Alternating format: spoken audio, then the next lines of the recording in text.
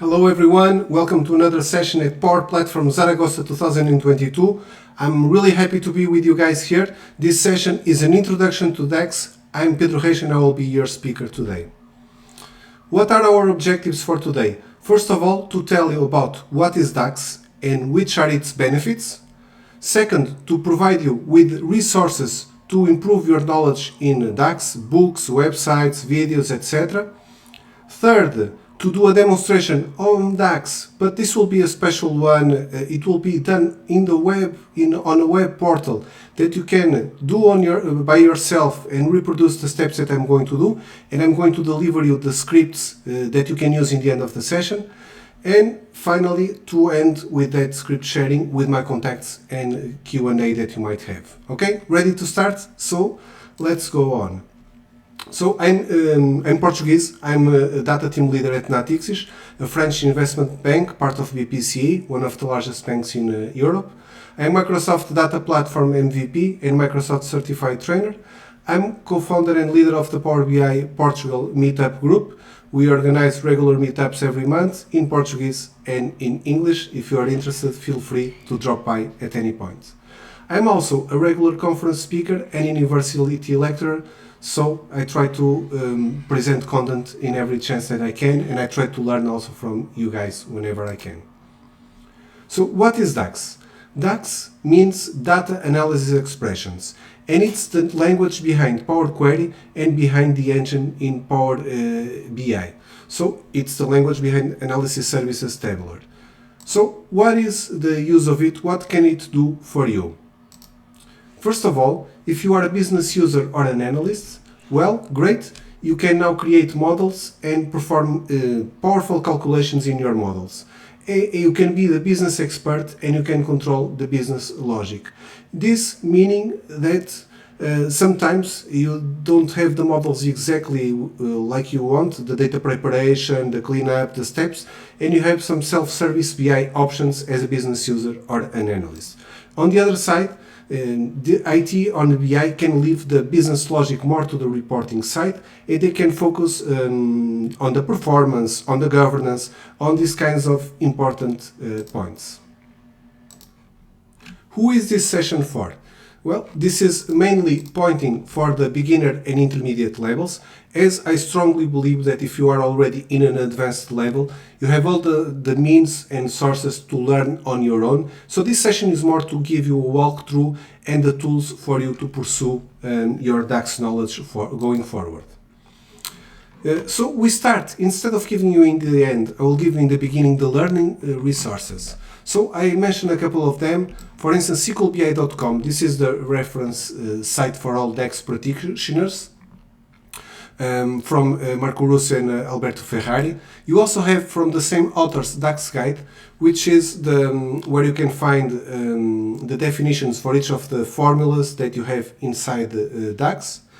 You also have DAXpatterns.com, where you can find for typical use cases some DAX expressions that you can copy-paste and use it for your own purpose. You have, let's say, like an ABC classification, something like that. You will find similar patterns there. You also have a quick measures gallery, which is a bit like if you know the Power BI data stories gallery, the quick measures gallery is something that you can upload content there with the DAX formulas, and then you can use it and share with other members that can use the same. It's the same as DAX patterns, but it's a public repository. And finally, you have also the DAX Bible from the SQL BI guys, that it's really useful also. It's the best book in the matter too.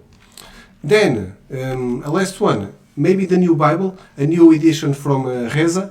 So, Power BI DAX Simplified, can it be the new Bible? We will see.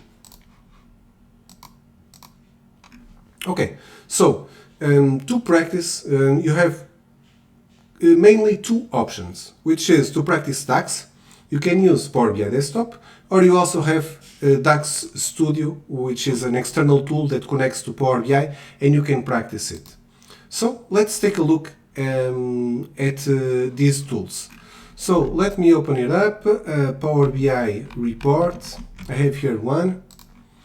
So it's a sales demo report. We can see here a view of the relationship. So we have some orders, data, you have some customer data, and then some dimensions connected to this. Nothing too complicated. And so if I go to the customers table, I can write a new expression. I will right click and create a new measure. And the measure will be the number of customers equal to the count rows of my customer table. So let me zoom in and I apply it. And I can drag here the measure to the screen, turn it into a card, and I have 663 customers. Okay, fine. I can practice my DAX here. I have another external tool, which is DAX Studio. Let me open it up. Here I have it, DAX Studio. When I open DAX Studio, I can connect, and either I can connect to a tabular server, to Analysis Services tabular model, or I can connect to a Power BI model that is open. So it automatically recognizes that I have my sales demo Power BIX open. I can connect to it. And after I connect, what can I do? For instance, from my customers table, I could also do my count rows of my customer table. So let's try it out. And if I run it, it will throw me an error because you need a different syntax and you need to use the expression evaluate. Okay? In this expression, then you will evaluate count rows of customer. This also doesn't work because you need a special syntax. As you are returning a scalar, then you need to place the scalar value that you will retrieve under curly brackets. And now you can see the same value, 663. Okay, so the first step is that when you are in DAX Studio, you need the syntax evaluate and you need the curly brackets if you are not returning a table. If you are returning a scalar value, then you need to put it under curly brackets. If I evaluate, just to prove it, my entire table, then if I evaluate customers, you see I return a table. This is the expectation when I do an evaluate statement, is a table is returned. Okay? So this is the second option. So the regular situation, what happens? I do my demos. I did a couple of them on DAX, mostly with Power BI in DAX Studio. And then I end the demo and people say, oh, nice demo, but where can I get the files? And there is also the need to have a repository or to upload it to every session, etc. There is an easier way that I will show. So the third option to practice DAX and to be able to share with your peers is DAX Do, which is the amazing tool that Marco Russo and Alberto Ferrari created that allows you to practice DAX online in existing models that you have. So let's take a look at the demo and let's go to it. Okay. So when I open DAX Studio, you will see a couple of things. You will see on the left side the model that I am working on and the tables in the model. So I can work with the Contoso and you have these 5 tables. I can work instead with another data mart, DAX guide. So I have 2 data marts that I can work on. You can see the schema for each of them. For instance, for the Contoso one, you can open it up and you can see here the schema for the model. So you have a sales table and the date, currency, customer, and product associated with it. So now we want to do some exercise, but we need some guidance towards it. So what I will have here, a challenge for us to follow together. So I'll close this one. And I have a sample here that we can, with some exercises that we'll follow and try to do together, okay?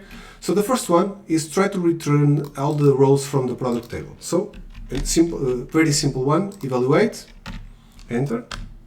And what am I going to evaluate? Double click on my product and I can select this part and run either the entire code or I can run just the selection, okay? So I can run everything because I don't have anything else here right now. You'll see this is all exercises that we're going to do. So, and the output is returned in my bottom part here. In a second. Here it is. And the return is, I got the return here. Something interesting also is that, let's try another one. For instance, I'm going to return all the column values from a product brand. So, evaluate. So, what can I do? Product brand. Where is it? Product brand. I can click on it. And I can use a command which is values. Values will return me all the distinct values that I have in this table. Okay? So, I see that I have 11 values of brands. You saw that the product table was much larger. So, I also can run another command which is evaluate distinct product brand. Let me open it. This is exactly the same thing. It's another option. Other interesting thing is that if I run two parts of the script, I can run the two at the same time. I get two outputs here. 1, 2. These are the same, but if it was different, I would get the two outputs here. So, next step is if I wanted to get just the whole column without the distincts, what could I do? So I can evaluate, and the command is select columns. So I will select which columns. When I type select columns, it will the DAX has IntelliSense, so it provides me with guidance on what is the expected argument. For instance, it's expecting what? A table. So what is the table? It's my product table. Then what is the second argument that is expecting?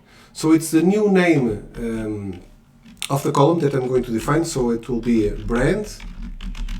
And what is the actual expression? The expression is just exactly the product brand. So let's try it out. And we can see that we got the return for all the rows just with the column name of the brand. Okay? Next step, we want just to return a scalar value. So what we can do is exactly what we did in DAX Studio. Evaluate, count rows of my product table. Let me use double click. Count rows of my product. Remember, if I run it like this, it won't work. I need the curly brackets when I'm returning a scalar. Okay? And now it will work. I need this outside, the curly brackets.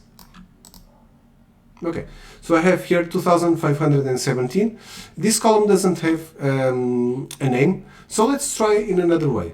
What I will do a count rows, and what I will do now, before the count rows, I will use another command which is rows. Evaluate row, okay. Alright, so we will evaluate rows, and this will be the first one, will be called our product rows, and the expression will be count rows of my product. Okay. Then it will have my customer rows and count rows also of my customer. Okay. Let me open parentheses this way for it to be formatted. And let's evaluate this. I did a typo, not row, because you see the syntax for rows is incorrect. You see the error message. So when I run the selection, here I can see my product rows and my customer rows now organized with the proper column name. Okay. So let's try next to understand table encapsulation. For instance, when I want to return, let's say I want to evaluate, and I will open curly brackets, and so I will evaluate 1, 2, 3, 4. I close the curly brackets. Let's evaluate this. 1, 2, 3, 4, all of them come in different rows, because every time I hit a comma, it's a different row. Let's try it a different way. So with parentheses in the 1, 2, and another parenthesis in 3, 4.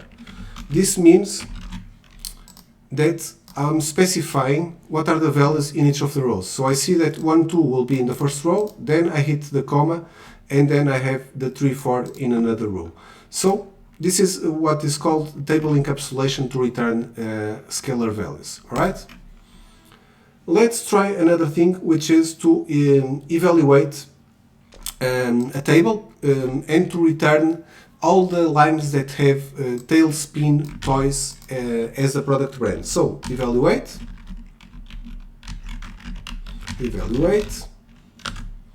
and what we're going to do is, instead of evaluating the product table, I will filter my product table. Okay, so I'll click filter my product table, and I will say that my product brand, where is it? Here, equals Tailspin Toys,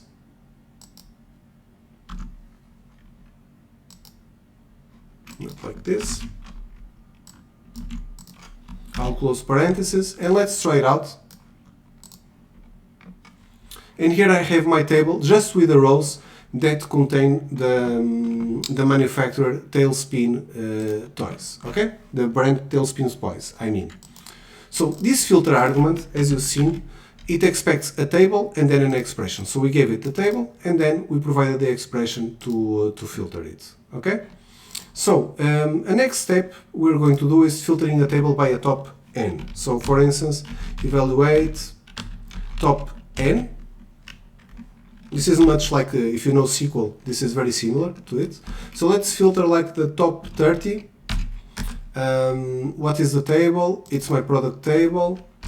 What is my expression to order by? I want to order it by, for instance, the unit price. And which order? Is it ascending? Is it descending? So I'll order it descending. So you see here, I get the values with the highest price ordered by descending order. So this is the highest, and I have another ones, but this is not properly ordered. So what I can try is to order by the unit price,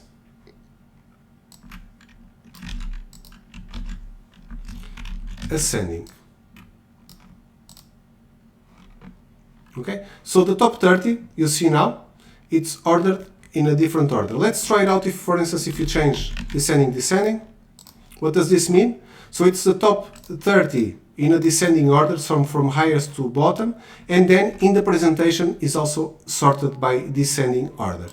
So okay, so if you, for instance, you change this one to ascending, and then on the order by descending, what will happen? You will have the low price items in a descending order. So you see, these are the cheaper ones with 0.95, and then 5.35 is the number 30.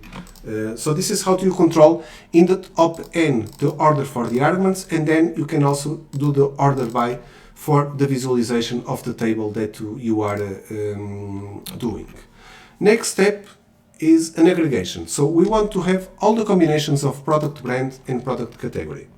So let's try it out. Evaluate. As usual, I will use a function which is called summarize columns, and this function is expecting me to provide different names of columns and then what are the properties of these columns. When it's the actual column that without transformation that I want to return, I can click, so evaluate summarize columns, and then I want the product brand, so I have it here, and the next one is the product category. Product category, summarize columns, I will run it, you'll see brand and category. Okay, so the next step that we are going to do is now we want to return all the categories and a measure with the number of rows. Okay, so I'll copy paste this one, and I want all the categories. I will leave this one here, and another column which I will give it a name, because this is a custom column. It doesn't exist, so I'll give it a name, and the expression will be account rows of my product table. Run selection. If I don't want to use the mouse, I can use the cursor and then Ctrl-Shift-Enter. It's a shortcut. You can see it here if you hover your mouse to run just a selection. All right, it's like a F5 if you use a Management Studio or something like that. Okay, so our products categories and the number of rows. Let's take a look at another table, for instance, the customer. So let's evaluate customer. Let's try to do different treatments on this customer table. So it's returning, and here I have the results. So the number of all the customers, 834 rows that was returned. So let's evaluate also what is the maximum number of total children in this table, because you see that in the customers you have a column which says total children here. So you'll see some parents with 4 children, some parents with 0. So what we're going to do is to evaluate the max of my my column. I think it's somewhere here, total children, customer total children. It won't work, remember, it's a scalar value, so I need to encapsulate it or to use the row expression. Let's run our selection. So the maximum that someone has is 5 children. So next step, we're going to aggregate by the customer total children and sort it ascending. So let's evaluate.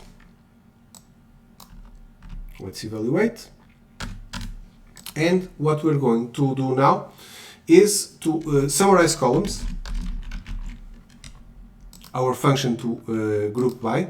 So we want to group by this column customer total children, and then we want to group by rows and account rows of my customer. Let's close it up, run it. Okay, so you see total children. Let's order this properly. Order by customer total children ascending. Let's run it again. Okay, so we can see now how many customers and their respective count of total children. Then we want to create a custom column in order to show if a customer has children or not. So what can we do? We can use another command, which is add columns. Add columns means that it will pick an existing table. My table will be my customer, and then I will create a custom column which will be called has children, and the expression will be if the customer total children is greater than 0, then it's a 1, otherwise it's a 0. So let's try it out.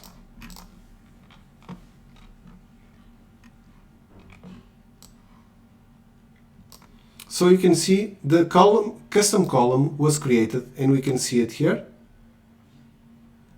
So customers have children, some customers don't have children, okay? So what we could do instead, we can actually use an expression. Let's copy exactly the same code here, and we can define the column beforehand, all right? Meaning that I can, instead of create the expression here, I could use a statement which is called define. And define, I can either define columns or I can define measures. So I'll specify that I will define a column. And then in my column will be called, it will be placed in my customer table. And the name of the column will be has children. Okay? And the expression will be equal to what we just stated here. Okay, what is the advantage of this? Now, instead of defining the expression here, I can just recall it as if it existed beforehand. Okay, so what does this mean? This means that now I can just pick my table customer. Let's try it out. And you can see that because we defined the column beforehand with this defined statement, the column is present in the table as if it was already part of the table. Okay? So this is very powerful, and we'll see how it's also valuable in the next step. So, because this column is now defined and it's part of the table, it's pretty easy to do aggregations using this column. What I mean, if we want to aggregate by this column, let's try it out. I define it, I will evaluate. And now what we're going to do is I'm going to summarize my summarize columns. And the columns that I'm going to summarize will be my customer has children. This is one. Before that, I even want, what is the name of the column? It's the total children. Customer total children. My customer has children, and then my rows. Let me copy it here. The number of rows from my table. So let's close it.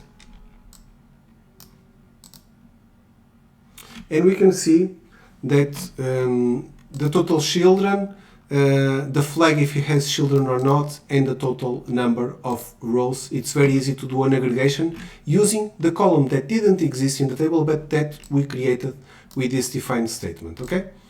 I want to show you something that if I run this selection altogether, it won't work, because you cannot define the two times the statement. So, but if I run these two together, because then the definition is only done in this step here, then it will, let me see what is not correct. Okay, so let's try to run like this. Theoretically should work. Let me try here. Yeah, it's because I need to do the definition before the rest of the code, meaning that my define has to be in the beginning, not in the middle of the code. So if you have a large script, then I cannot run it like I try to do it. So this is why the next evaluate statement has to be after the define, because the define is always the first argument in preparing a DAX statement. Then I want to close with an exercise to try to show you the sales versus the previous year sales. So what we're going to do is also we're going to define, and we are going to define something else. We're going to define a measure, and the measure will be my sales, total sales, because this will be in my total sale, in my sales table. And in my sales table, you see that I have the quantity and I have the unit price, but I don't have the multiplication of these two, which actually shows me that the total value of the transaction. So in my total sales. So what I'm going to do is that this expression will be equal to, I will use a function which is called SumX, and every time I'm using a new function, you can see here the DAX guide is providing me an explanation for this function.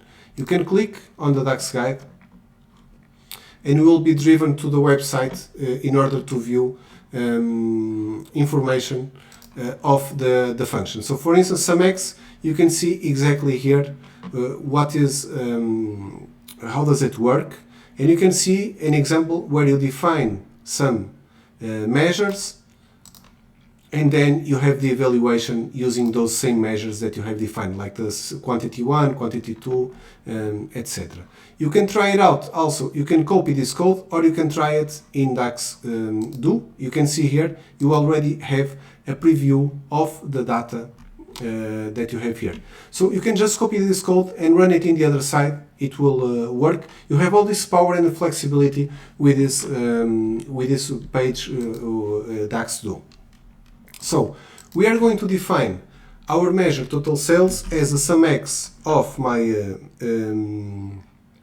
unit price multiplied by my quantity. Okay? So this is going to be one of the measures that I'm going to define. I'm going to define another one, which is going to be my sales, total sales previous year. And this one will use a function called calculate. Calculate does recalculation of an existing expression and changing the context, meaning that it's like you go to a report and change the filters and then you recalculate your expression. So what are we going to recalculate? We are going to recalculate my sales, total sales, but this time I will say that I want to calculate it for the same period last year, and the argument requested is the date. So my date, here it is.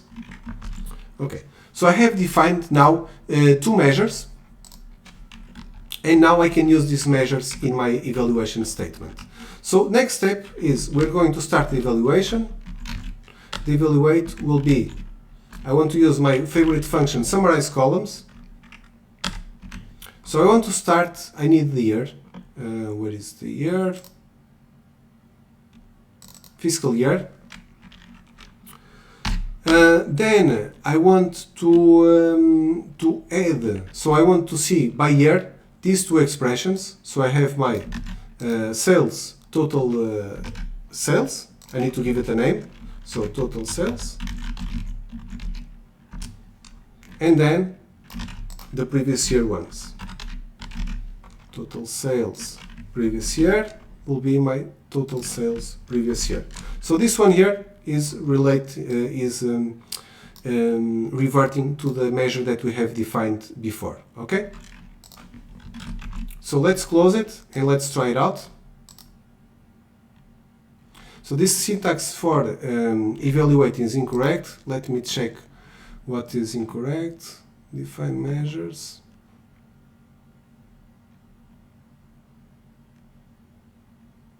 I need to state here what is the table.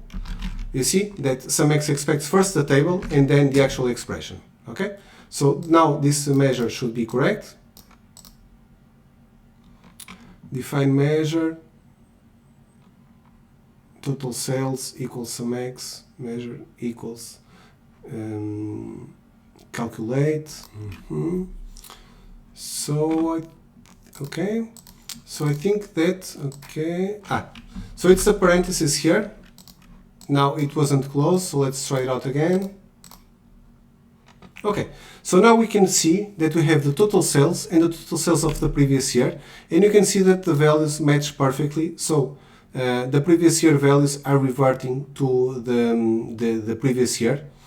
So this is perfect. And now we can even enhance this formula with further calculations.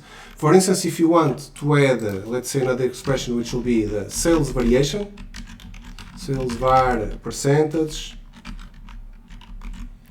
and now you want to divide numerator. Numerator will be my total sales. Okay. The denominator will be my total sales previous year. And in case of an error, what is my alternative result? It's a 0. Let's try it out again. Okay, my sales var is okay, but I need to format it in percentage. Format. And so the value that I want to, the format is percent. Let's try again. So now I get the return in percent. However, I have a problem, which is that it shouldn't be returning this for all the values, all the years, only the years that are comparable. So let's tweak the formula here a little bit. So let's add an expression. So if is blank either my total sales of this year, or this is the expression for or, and this is the expression for and. This is the expression for or if this is blank, or is blank my total sales of the previous year. Then the result, if this is true, then nothing. Otherwise, I want to return exactly the formula that I have just performed. So let's try it out and run it. Okay, and you can see that now the sales var is only showing the data in the years that actually have comparable figures. So you see that in 2008 it's showing that it's a variation almost 181% versus the previous year, and in 2009 107 versus 112 it's 95% of the year. All right, so you can practice this, you can try to run this code on any of the two databases that you have here. A lot of potential for you to try out and explore DAX. So let's get back to our presentation and go to our final notes. And let me also turn back my camera again. So first of all, final notes, sometimes it's not you, it's your data model. Meaning that DAX is relatively simple if your model is good. So usually people come to me with a lot of DAX problems, and the problem is really people are trying to do a very fancy and complex formula in top of a model which semantically is already incorrect. So the best thing is to keep your model clean, to keep the respect on the entities, and it will be much easier for you to do your DAX. Then if it's not formatted, it's not DAX 2. So we have different editor which is DAX Formatter, which is embedded also in the DAX Do's website, and you can also open DAX Formatter online and format your DAX code that is easier to read and to use.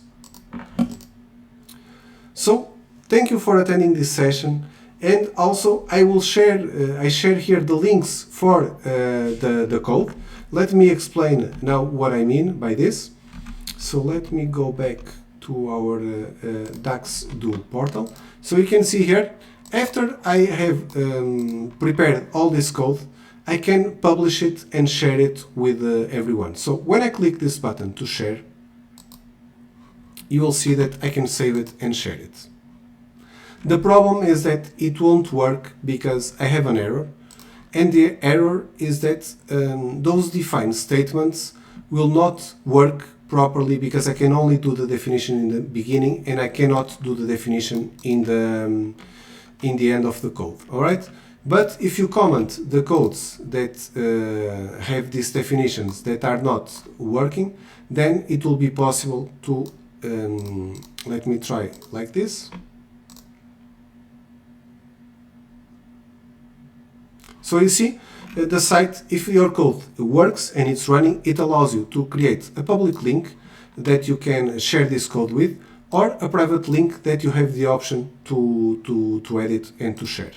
What I have done already beforehand is I have a script which has all the code that we done in this session, roughly very similarly, and then you have the solution to the code that we've just done. So we have two scripts, one with the empty for you to start, and the other one with the code already done, so that if you want you can just go to that version and just run a snippet and edit it and test it out.